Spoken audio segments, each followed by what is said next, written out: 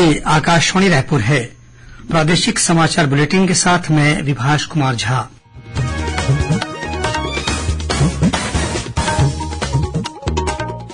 और अब पेश है आज के मुख्य समाचार। मुख्यमंत्री ने किसानों को भरोसा दिलाया है कि प्रदेश में बेमौसम बारिश और ओलावृष्टि के कारण फसलों को हुए नुकसान का आकलन किया जा रहा है।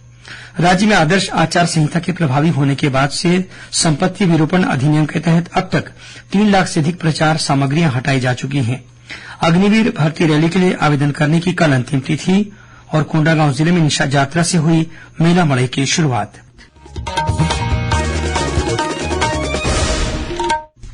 अब समाचार विस्तार से।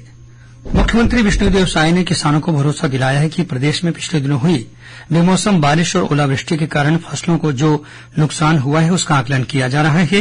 इस संबंध में मुख्यमंत्री ने राज्य के सभी कलेक्टरों को निर्देश जारी कर उनसे अपने अपने क्षेत्रों में फसलों को हुए नुकसान की रिपोर्ट देने को कहा है।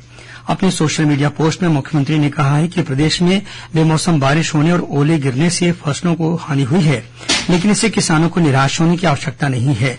गौरतलब है कि बीते 16 से 19 मार्च के बीच प्रदेश के विभिन्न स्थानों पर तेज वर्षा और ओले गिरने से खड़ी फसल को नुकसान होने की खबरें मिली हैं।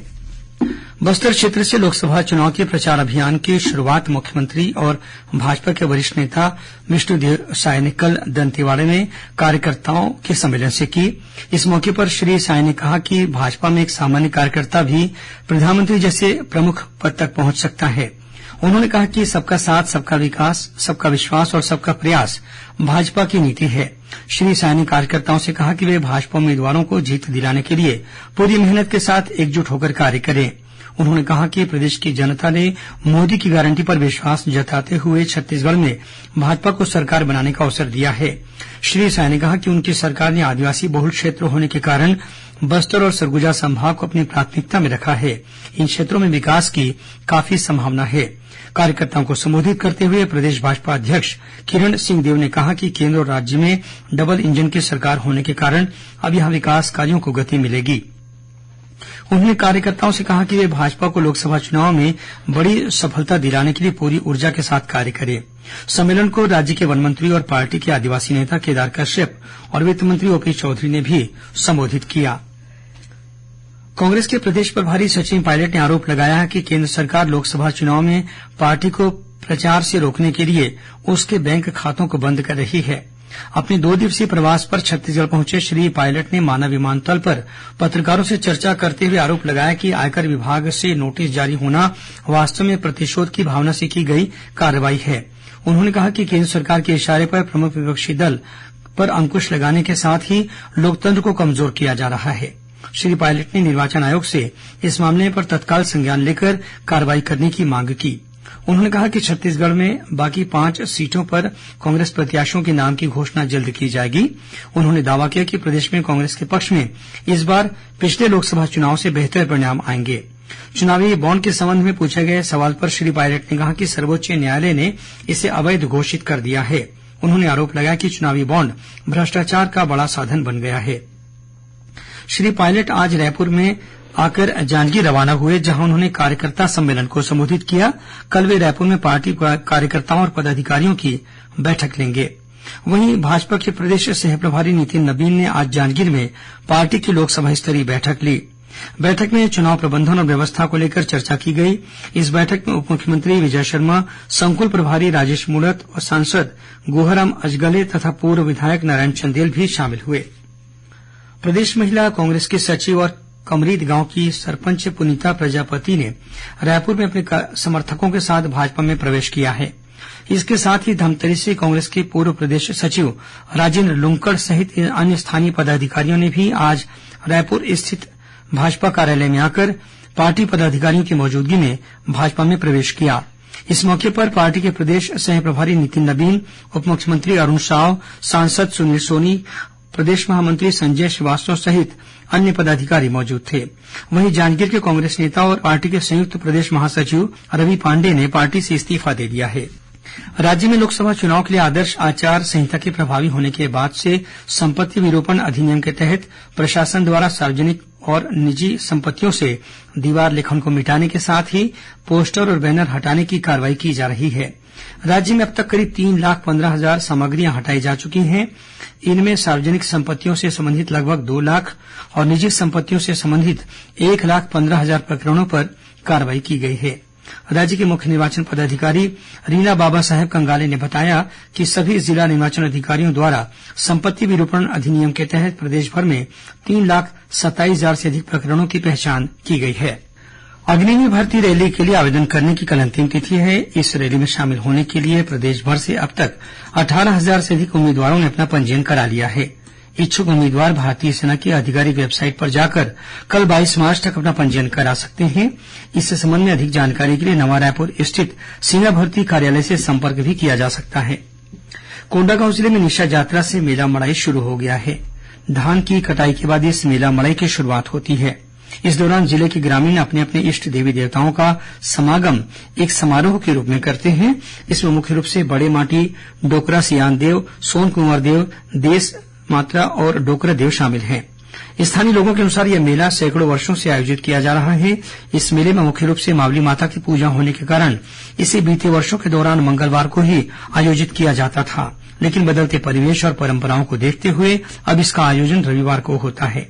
इस मेले में ग्रामीण अपने देवी देवताओं की पूजा करते हुए पूरे क्षेत्र में सुख समृद्धि और अन्न धन की बढ़ोत्तरी की कामना करते हैं। लोकसभा चुनाव में भाजपा के प्रचार के लिए पार्टी के प्रदेश अध्यक्ष किरण सिंह देव ने 22 एलईडी प्रचार रथों को झंडी दिखाकर रवाना किया। इन रथों के माध्यम से प्रदेश के 11 लोकसभा क्षेत्रों में केंद्र और राज्य सरकार की कल्याणकारी योजनाओं के बारे में मतदाताओं को जानकारी दी जाएगी। इन प्रचार रथों को रवाना करते हुए प्रदेश भाजपा अध्यक्ष ने कहा कि यह प्रचार रथ नहीं बल्कि विश्वास का रथ है। इससे पहले मुख्यमंत्री विष्णुदेव साय ने भी पिछले दिनों पार्टी के 11 एलईडी प्रचार रथों को रवाना किया था। प्रदेश में लोकसभा चुनाव के मद्देनजर विभिन्न राजनीतिक दलों के पदाधिकारी बैठकें लेकर रणनीति बनाने में जुटे हुए हैं। इसी कड़ी में कोरबा में प्रदेश भाजपा के चुनाव प्रबंधन और कोर कमेटी की बैठक हुई। इसमें पार्टी के प्रदेश सह प्रभारी नितिन नबीन ने हाल ही में हुए विधानसभा चुनाव में कार्यकर्ताओं की मेहनत से भाजपा ने पूर्ण बहुमत के साथ सरकार बनाने में सफलता हासिल की है, इस बात को दोहराया। उन्होंने उम्मीद जताई कि लोकसभा चुनाव में भी भाजपा को प्रदेश की 11 में से 11 सीटों पर जीत हासिल होगी। प्रदेश में लोकसभा चुनाव के तहत लागू आदर्श आचार संहिता के कारण शासकीय वाहनों का प्रयोग करने पर पूरी तरह से प्रतिबंध लगा दिया गया है। इसी कड़ी में गौरेला पेंड्रा मरवाही की जिला निर्वाचन अधिकारी लीना कमलेश मंडावी ने अपने क्षेत्र में शासकीय वाहनों का प्रयोग करने पर प्रतिबंध लगाने का आदेश जारी किया है। इसके साथ ही उन्होंने चुनाव प्रक्रिया की समाप्ति तक मतदान केंद्र भवनों को अधिग्रहित करने का आदेश जारी किया है। वहीं लोकसभा चुनाव संपन्न होने तक जिले में ध्वनि विस्तारक यंत्रों के उपयोग पर भी प्रतिबंध लगा दिया गया है। छत्तीसगढ़ उच्च न्यायालय ने रामलला दर्शन योजना के खिलाफ लगाई गई जनहित याचिका को खारिज कर दिया है। अदालत के इस फैसले पर खुशी जताते हुए प्रदेश भाजपा अध्यक्ष किरण सिंहदेव ने कहा कि प्रदेश में राम भक्तों की इच्छा और भावना को ध्यान में रखते हुए राज्य सरकार ने यह योजना शुरू की है। उन्होंने कहा कि भाजपा ने विधानसभा चुनाव के पहले अपने संकल्प पत्र में राम भक्तों को रामलला के दर्शन कराने की गारंटी दी थी। रिजर्व बैंक ने सभी बैंकों को रविवार 31 मार्च को अपनी सभी शाखाएं खुली रखने के संबंध में परामर्श जारी किया है। यह परामर्श सरकारी प्राप्तियों और भुगतानों से संबंधित कार्य करने वाले सभी बैंकों के अनुरोध के बाद जारी किया गया है। और पेश है मौसम का हाल। प्रदेश में पिछले कुछ दिनों के दौरान हुई बेमौसम बारिश और ओलावृष्टि के बाद कल से मौसम सामान्य होने की संभावना है। मौसम विभाग के अनुसार दक्षिण से आने वाली हवाओं का असर कम होने के कारण प्रदेश में कल से मौसम शुष्क रहने के आसार हैं। वहीं अधिकतम तापमान में बढ़ोतरी की संभावना भी जताई गई है। कुछ खबरें संक्षेप में सुन लीजिए। राजनांदगांव के वीआईपी रोड स्थित एक जमीन कारोबारी के ठिकानों पर आज आयकर विभाग के अधिकारियों ने छापे की कार्रवाई की। आयकर विभाग के 10 अधिकारियों के दल ने करीब 2 घंटे तक कारोबारी के निवास और अन्य ठिकानों की जांच की। दुर्ग जिले के सुपेला इलाके में बीती रात एक पिकअप वाहन की चपेट में आने से दोपहिया सवार 2 लोगों की मौके पर ही मौत हो गई। और कोरिया जिला पुलिस ने ऑनलाइन ठगी के मामले में एक आरोपी को कोलकाता से गिरफ्तार किया है। पुलिस के अनुसार आरोपी ने अलग अलग फोन नंबरों के जरिए लोगों से करीब 4 लाख रुपए की धोखाधड़ी की है। अंत में मुख्य समाचार एक बार फिर। मुख्यमंत्री ने किसानों को भरोसा दिलाया है कि प्रदेश में बेमौसम बारिश और ओलावृष्टि के कारण फसलों को हुए नुकसान का आकलन किया जा रहा है। राज्य में आदर्श आचार संहिता के प्रभावी होने के बाद से संपत्ति विरूपण अधिनियम के तहत अब तक 3 लाख से अधिक प्रचार सामग्रियां हटाई जा चुकी हैं। अग्निवीर भर्ती रैली के लिए आवेदन करने की कल अंतिम तिथि और कोंडागांव जिले में निशा यात्रा से हुई मेला मड़ई की शुरुआत। इसी के साथ प्रादेशिक समाचार बुलेटिन समाप्त हुआ। नमस्कार।